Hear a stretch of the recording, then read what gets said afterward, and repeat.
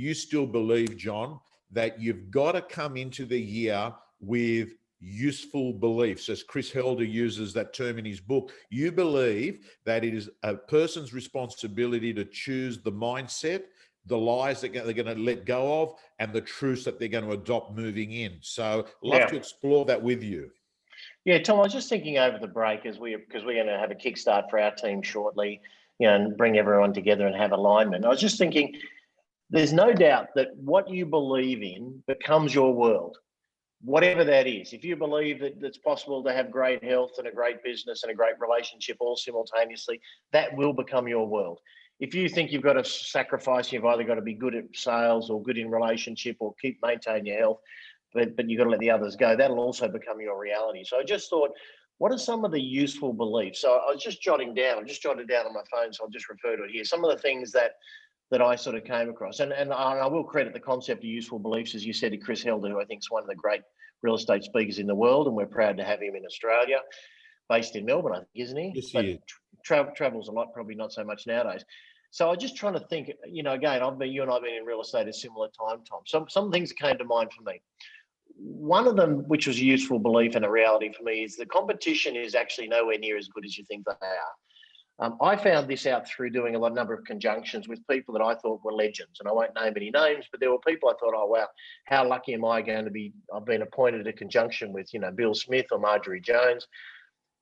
And I kind of went into the process thinking that they were just so good and probably so much better than me. And yet I came through it thinking, my God, there were so many things that, they arrived late to meetings.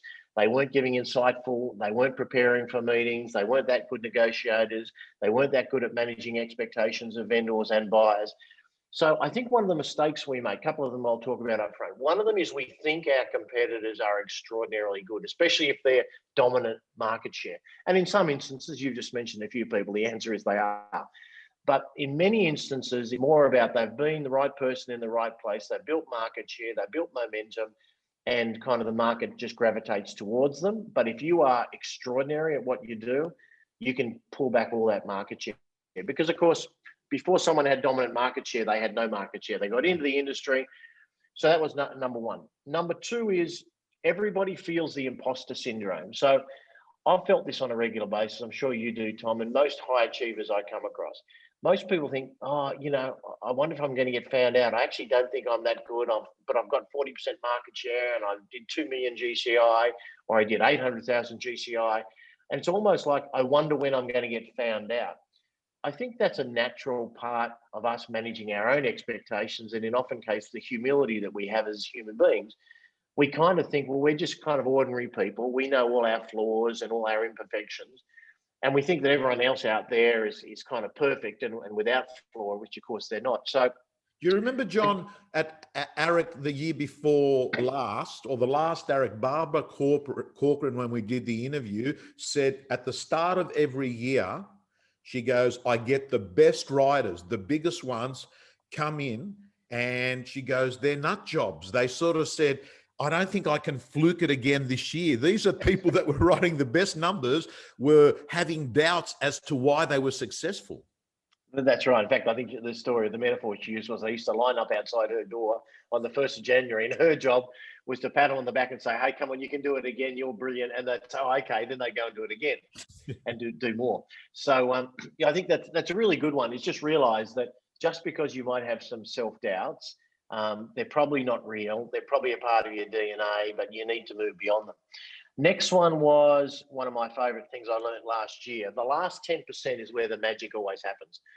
The last 10% of a meeting, of a listing presentation, of a speech, of a coaching session is almost always. So yeah, it's always about execution, next steps, and pulling it all together. So if I'm with a vendor for an hour and a half, a lot of people, they kind of like the last 10 minutes sort of just, sort of dribbles down, and there's not.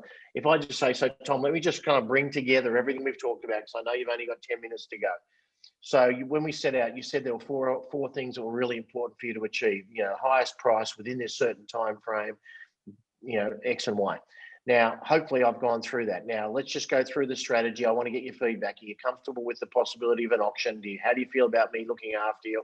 Do you believe that marketing is going to be important? So your ability to tie together a coaching section, a listing presentation, a negotiation, because again, with a negotiation, they often say, Tom, look, I really think you're going to have to think about, raising your offer because you're at 1.2 and the vendor's at 1.3, and I don't think we're going to get it together at 1.2. So why don't you go away? And anyway, I've got to run to a meeting. And often, again, the worst few minutes is the last few minutes when that's actually the critical, rather than saying, so Tom, just for real clarity here, at 1.2, there is no deal. At 1.3, you'll own it net today, and in 6 weeks, you'll be living in it. I have 3 other appointments scheduled for this Saturday, and they're all very clear they can't buy it under 1.3. So I just want to be clear, transparent, and fair, because I know you and the family love it. I'd love to see you own it. So I'm just guiding you as to next steps. Here's a contract.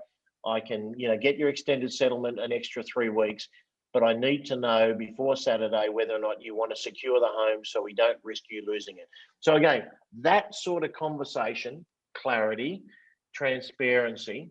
So really critical. That is, John, that is absolutely gold, because I don't know why we haven't spoken about that before, where the end, whether it's a presentation, a conversation, a meeting, you seem to rush through, and the value of, it's funny, John. I remember at News Corp, I had a boss that said to me, and Tom, if there's ever a time you want to get something through that's sensitive and you feel like you're going to get a lot of tension, put it down at the end of the agenda, because what's happening is people are hurrying through, they're getting tired, and you're not going to get the tension that you'd have if it's early on in the meeting.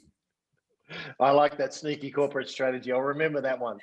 The third one, or maybe the last one for this particular session, is, I think maybe this came from Tony Robbins. I know I certainly learned it many years ago. It actually feels a bit more mystical. It could have been from a Robin Sharma, but it was the belief that you have everything you need right now to achieve everything you've ever wanted. So a lot of people play the when-then game. Well, when I've been in the industry 5 years, and when I move to a bigger brand, and when I get married, and when I do this, and when I get a better quality car, then I'm going to be successful.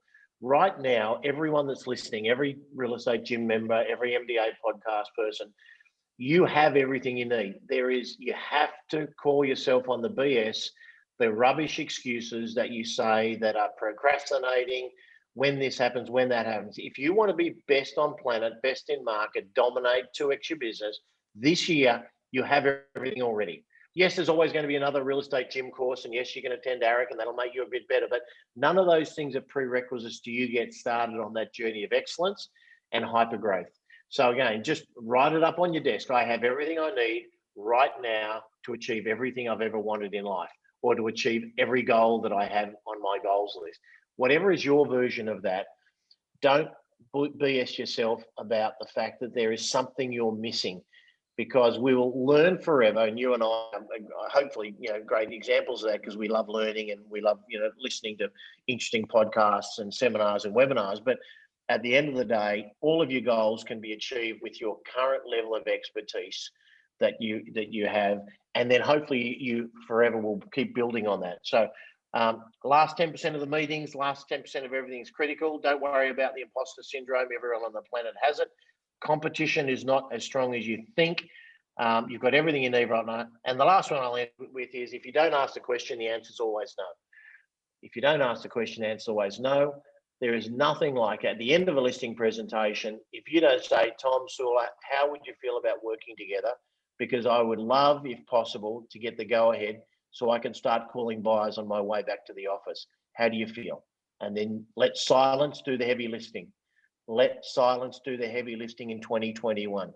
Just give people the space to think, to contemplate, to almost feel uncomfortable. And I don't say that as a weird strategy, but you need someone. People are inherently uncomfortable with making decisions. Yeah. If you just jibber jabber and you feel the air and you feel the space and they don't have to make a decision, then it's kind of, they'll just push it off till another time, or time until someone else asks them for a decision.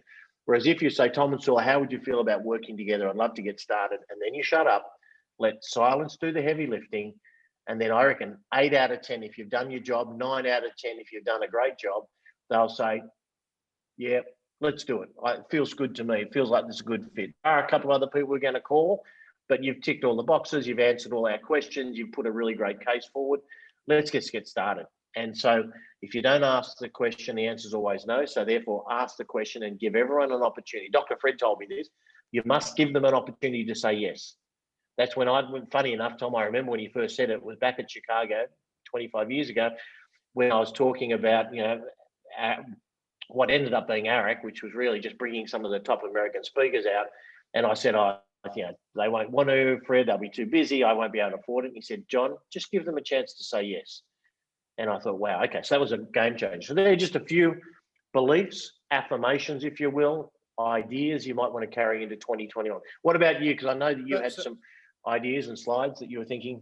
So John, finishing up on that, Scott Dudden, who you introduced me to through ARIC, and he's ended up becoming a very good friend because I like him. He's a very nice person. But I also noticed as a speaker, he's got this incredible ability to have great substance in his content. I think it's the fact that he's a psychologist, and he went off to Harvard last year before COVID, and he did a course on difficult conversations. And when I was in Byron Bay over Christmas, we caught up and we did a video stream together. And Johnny talked about what you just discussed, but he gave it a framework. And he said, one of the things that came out of Harvard about people that are good negotiators, good people that are good at conflict resolution, good at having difficult conversations, on a graph, if you look at empathy and assertiveness, they score high on both of those. They both can exist. You can be empathetic and assertive at the same time. Whereas if you're too much on the empathetic, you can get walked over all the time. If you're too much on the assertive, it's just got too much commission breath, high pressure, intimidation. You've talked about it before, John, the ability to be soft hard. I think that's what he's referring to. But it's an important skill in real estate, whether you're asking for the business at a listing presentation, or whether you're having a conversation about someone's price being out of whack, or whether a buyer is playing games and you need to bring it to a head. Sooner or later, the best agents cross that bridge. They get very good at having crucial conversations, but they don't look like they've got a sledgehammer out. Yeah, I love that, Tom, and please say hi to Scott. He was brilliant when he spoke at ARIC a couple of years ago, I think. Yeah. From Byron Bay. I couldn't believe that. I remember saying to him, I'm not sure whereabouts in the world you exist, but we've got this conference on the Gold Coast. And he said, well, I'm about half an hour from the Gold Coast, which is cool. I'm just thinking some of the skills to add to the beliefs. Some of the skills for 2021 to be mega successful. Managing expectations, critical, really critical. Difficult conversations, you've just said it, brilliant. Being comfortable with being uncomfortable. Knowing that when you create that space, and it feels easy to jump in, and well, you don't have to decide now. Well, why don't you go away and think about it, call me back. Again, never push someone into doing something that's not good for them, whether they're a seller or a buyer. But if it's right for them and they want the home and they can afford the home, but their ego is saying, maybe I can sort of pull it back and buy it for a bit less, and maybe I need to be a better negotiator in my life.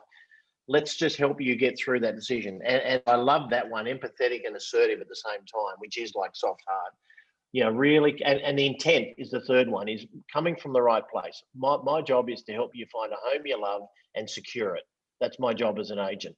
And if you're selling, my job is to help find the best buyer in the marketplace, get them to the best price, and then close the deal so you can move forward. So again, that's like my intent is to get the best outcome and do what I'm paid for. But my intent is always also to close the deal so you can achieve your goals. And your goal is to move on, to move interstate, to get a bigger home, a smaller home. So interesting, yeah. And what were the other? I know you sort of were talking about some slides that you did. So yesterday, John, we did a presentation to the gym members about planning 2021. And what I want to do is just run through 8 quick questions that I encourage every agent to ask of themselves before they go all in 2021. And that is a reflection. You talk about that, reflecting on what happened. This came, John, from Mel Robbins. Very vulnerable. I was listening to her on a video and she said, my life in 2020, I lost my TV show. I had a book contract taken away. all my speaking, which she was doing 100 events, went down the drain because of COVID. So she goes, it's been a very difficult period for me. And that was very vulnerable to hear someone sort of, and I can relate to it because John, both you and I, we don't speak like her, but we know that life changed last year with face-to-face events. And then she said, these are 7 questions that you should ask of yourself before you move into the new year. And I'm quickly going to go through them. Number 1, what were the highlights of your year? What were the highlights of the year? And one of the reasons she said ask that question is because we've got cognitive bias. We seem to always look at what went wrong in the last year. And she made a suggestion, go to your mobile phone, look at your camera roll, and you'll be shocked at how many things that happened. It's a good prompter to look at your camera roll, how many things that happened that were actually pretty good. So that's question number 1. Question number 2, what did you learn about yourself in the last 12 months? What did you learn about yourself in the last 12 months? John, I asked myself that question and I worked out that I actually didn't like the lifestyle that I thought was fun and exciting and running around and going on planes and speaking. I thought, hang on a second. It's not as good because if you're not sleeping at your own home and you've got to wake up and you've got to eat food that's always external, hey, I realized that I actually like not traveling that much. So that's something that I learned. Number 3, what were the most challenging things in the last 12 months and what was the lesson that you got from it? I reckon that's a great question, you know? Number 4, what lesson did you learn that you're going to take into 2021? And John, she spoke about people pleasing. Even though she said, I know I shouldn't do it, I realized that I still spend a lot of my time saying no to myself because I'm saying yes to others, right? Number 5, what one thing won't you go back to? What one thing won't you go back to? Number 6, what one thing did you start last year that you will continue? And number 7, what were you most proud of last year? And I think, John, when you do this inner work and ask yourselves these questions, you actually end up finding, hey, there's a lot of learnings that I can put into 2021 that came out of 2020. Yeah, no, I agree, Tom. And Mike Sheargold, when you just said that many years ago, Mike Sheargold said to me, what are you going to start, stop and continue in 2021? Well, back then it was probably 1981, but what are you going to start? Now, it could be in business, could be not, it could be you're going to start leaving that space at the end of the closing question. And no matter how uncomfortable it is, you're going to leave enough space until they give you a response. That could be start. It could be you're going to start a new course. You're going to join real estate gym. Could be you're going to do Johnny, 45 can I give minutes. it a big plug because we've actually got it open till the 25th of January where we take our intake for this year. So anyone that is not on, come on, because we're like everyone, we're in recruitment mode at that start of the year. So, and John. And I'll give the Matt Steinway plug again. Matt Steinway said it's the best learning real estate experience in Australia and it should be 10 times the price. So don't put the price up 10 times because I know a lot of people get value from it. But that was from the guy who, as you've just accurately said, is probably going to be number 1 in the country this year. So anyone that hasn't joined the gym, make that one of your start. Be it the physical gym as well. And I'm going to talk about that in a minute, but also just real estate gym. And this is not a paid advert. I just love the work you do, Tom. And I think you and Josh Fegan are the 2 best trainers in the world. And to be quite honest, people should be doing both your stuff. Orange Theory, you go to Orange Theory, and I thought about it because I bumped you the other day and you'd either just going there or just finished in the inner west. And I was just thinking, and I started reading up about Orange Theory, and as you may or may not know, they're huge in the States and they're growing rapidly and they've got venture capital coming in and they're going to be like an F-45. They've become a bit of a global legend.